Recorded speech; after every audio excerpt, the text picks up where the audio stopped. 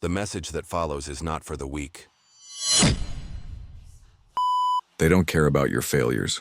They don't care about your dreams. They barely care if you disappear tomorrow. And that's not a tragedy. It's a superpower.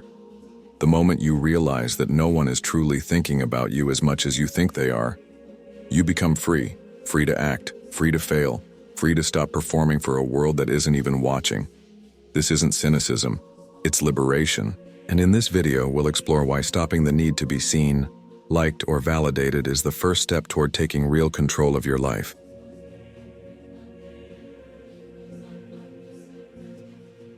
Most people walk through life with a crushing illusion that others are constantly watching, judging, or secretly rooting for their success or failure. This invisible pressure shapes how we dress, speak, post online, and even choose our careers. But here's the uncomfortable truth. The average person is too busy thinking about their own problems to care about yours. According to a 2011 study published in Social, Psychological, and Personality Science, people overestimate how much others notice their actions and appearance, a phenomenon called the spotlight effect. You're not being watched, you're being briefly noticed, then forgotten. And this truth stings. It cuts through the ego like a blade, because we've been raised to believe that we're at the center of a narrative, like the protagonist of a movie. But what if you're just a background character in someone else's scene? The anxiety, shame, and self-consciousness we carry often stem from this flawed assumption that others are keeping score. They're not. Most people are thinking about what you think of them. So here's the twist. Once you understand that the spotlight doesn't exist, you no longer have to live for it. And that's when real confidence begins. Not the loud kind, but the quiet, unshakable kind, built on indifference to opinion. The fear of being forgotten drives people into performance mode. They hustle harder, post more, say yes when they want to say no, all for the illusion of approval. But the moment you realize no one's paying attention, a strange thing happens. You become free. You stop filtering yourself. You speak with honesty. You take risks, not because you crave praise, but because you're no longer afraid of being ignored. It's not nihilism. It's liberation. Take this in. The majority of people at your funeral will not be lifelong friends or family members. They'll be acquaintances, co-workers, people who showed up out of obligation. According to research from the Journal of Positive Psychology, most people struggle to name more than 5 people who truly understand them. That means over 99% of your interactions are shallow. So why live trying to impress that 99%? Why waste energy chasing validation from people who wouldn't even notice if you disappeared for a month? When you stop caring whether people approve, you start becoming dangerously focused. You get your time back. Your creativity returns. You make choices that align with your soul instead of your social feed. This is why the most magnetic people aren't the loudest. They're the ones who don't need an audience to act. Their silence feels powerful. Their solitude looks like strength, because it is. And here's where it gets real. Caring too much is often rooted in trauma. Many people pleasers are survivors of emotional neglect or environments where approval was currency. So now, even as adults, they chase external love as a way to fill internal voids. But no amount of followers, likes, or attention can heal a self that was never given space to exist freely. You don't need more applause. You need fewer expectations. Letting go of what others think doesn't make you cold. It makes you clear. Suddenly, your energy isn't diluted by approval seeking. You stop editing your personality. You say no without guilt. You don't explain your silence, your boundaries, your distance. And ironically, the less you try to be liked, the more respect you earn. Because people don't admire perfection. They're drawn to the rare confidence of someone who stopped performing. Friedrich Nietzsche once wrote, "The higher we soar, the smaller we appear to those who cannot fly." He wasn't speaking of arrogance. He was describing the quiet solitude of those who rise above societal approval. For Nietzsche, the herd mentality was a trap. People conform to be accepted. But those who step outside the herd and walk alone develop their true will. In that solitude, a person stops needing applause. They learn to approve of themselves. Jean-Paul Sartre in Being and Nothingness declared that hell is other people. Not because people are evil, but because we constantly live in their gaze. We perform, we shrink, we hesitate, all because we imagine their judgment. This constant surveillance becomes a prison. But when you stop caring how others perceive you, that prison vanishes. You become, finally, a free consciousness, responsible for your actions, not their opinions. Psychologically, this shift is profound. Dr. Kristin Neff, in her work on self-compassion, shows that those who detach from external validation experience lower levels of anxiety and depression. Why? Because their self-worth isn't on a roller coaster controlled by strangers. According to a 2020 study in Frontiers in Psychology, people who embrace internal motivation rather than external rewards report significantly higher life satisfaction. This is echoed by the concept of locus of control in behavioral psychology. People with an external locus believe life happens to them and constantly seek approval to feel safe. Those with an internal locus understand they are the source of meaning and action. The more you shift your focus inward, toward your values, your mission, your decisions, the less you care about being seen. And ironically, that's when people really start noticing you. Even Carl Jung warned of the danger of collective identity. He believed that true individuation, the path to wholeness, required stepping away from society's scripts. Only in the silence of solitude does the self emerge, and the self is not loud. It does not beg to be seen. It is radiant because it is real.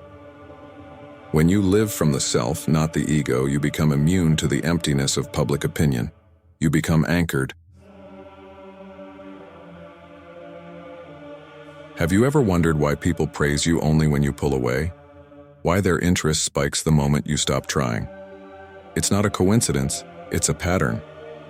When you're too available, too eager to please, too invested in their reactions, you become invisible. But the moment you stop chasing, something strange happens. They lean in, they wonder, they start asking themselves, did I lose them? And that question plants the seed of obsession. What if your entire life has been built around avoiding rejection? Every choice, every word, every social move, a silent plea for acceptance. What if you've never actually met your real self because you were too busy performing for others? That thought should disturb you. Because if you don't know who you are without applause, then who have you been all this time? Think about the people who live in your memory. Are they the ones who always texted back right away? The ones who never missed a birthday post? Or are they the ones who left a mark through absence, whose silence made your thoughts spiral, whose withdrawal forced you to reflect? You don't remember consistency, you remember intensity, and often that intensity was born the moment they stopped caring. Here's the twist. Most people don't even know they're addicted to validation. It hides behind ambition, charm, kindness. But deep down, there's a hunger to be seen, and that hunger makes you manipulable. When you learn to sit with your own silence, to find peace without applause, you break free. And in that freedom, people begin to chase the version of you they can't fully grasp. So ask yourself, if no one ever liked your post again, if no one praised your effort, if no one texted back, would you still keep showing up for yourself? That's the real test. Not strength in public, but solitude in private. Not influence through followers, but authority without an audience. And if that thought excites you even just a little, you're finally waking up. There's a brutal freedom in realizing that no one is coming to save you. At first, it feels like abandonment, but then, liberation. Because when you stop waiting for others to care, you begin to care differently. Not out of desperation, not out of need, but out of alignment with who you actually are. You begin to act not to be noticed, but because it matters to you. That's when you start living. Psychologists call it self-determination theory, the idea that true motivation comes from autonomy, competence, and relatedness, not external approval. When your sense of worth is built on likes, replies, and validation, your emotional state becomes a hostage negotiation. But when your worth is internalized, you become psychologically bulletproof. People can ignore you, criticize you, ghost you, and it won't shake your core. Consider this. In 2010, researchers DC and Ryan published a study showing that extrinsic validation weakens long-term self-esteem. The more people rely on approval to feel good, the more fragile their confidence becomes. Why? Because it's not real. It's rented. And anything rented can be taken away. That's why they spiral when ignored. That's why they obsess over being liked. They don't realize they're dependent on a drug that never lasts. The paradox? The less you need people's attention, the more they give it to you. Not because you're playing a game, but because authenticity has gravity. When you stop forcing connection, when you stop auditioning for love, people feel it. Your silence becomes powerful. Your indifference magnetic. You don't repel them. You expose their dependency on your energy.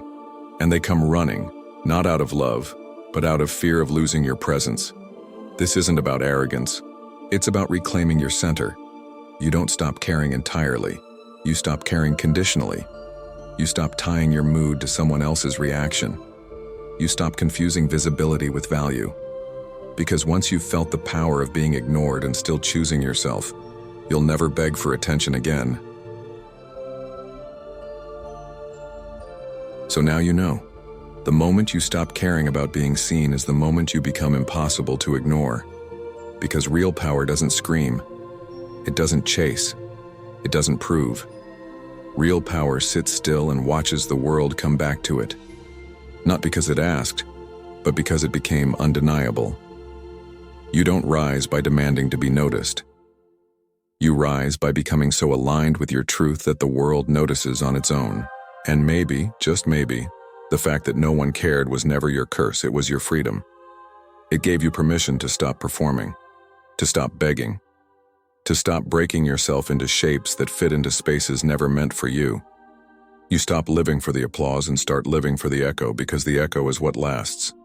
It's what remains when the audience is gone and the lights go dark. So next time you feel invisible, ask yourself this: am I really unseen? Or am I finally becoming untouchable? Let them not care. Let them overlook you. Let them misunderstand. And in the silence that follows, build yourself. Quietly, relentlessly, unapologetically.